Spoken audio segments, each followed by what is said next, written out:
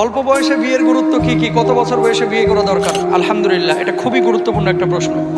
রাসূল সাল্লাল্লাহু আলাইহি ওয়াসাল্লাম বলছেন, ইয়া মাশারাশ শাবাব মান ইসতাতা মিনকুমুল বাআতা ফালইয়াতাযাওয়াজ। এই যুবক, যার সামর্থ্য আছে দ্রুত বিয়ে করে ফেলাও, কারণ এই ফাইন্নাহু আগাদ্দু লিল বাসার ওয়া আহসানু লিল ফারাজ। চোখটাকে হেফাজত করে আর লজ্জাস্থানকে হেফাজত করে এই বিয়ে। বিয়ে যত সহজ হবে জেনা তত কমবে, ঠিক কিনা?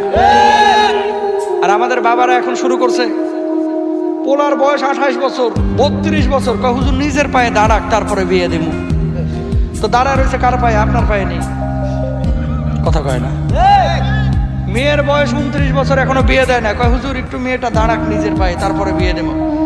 এরপরে বিয়ে দিচ্ছে 36 বছরে। যখন বিয়ে দিচ্ছে 36 বছরে, তারপরে তার কোনো ফিলিংস নাই, হ্যাঁ মতো ঘুমাই, হ্যাঁ মতো ঘুমাই, কথা বুঝছেন? বাচ্চা হয় না, হুজুরের কাছে আসে পানি পড়া নিতে, হুজুর একটু পানি পড়া দেন, বাচ্চা হয় না কেন? 36 বছরে বিয়ে করলে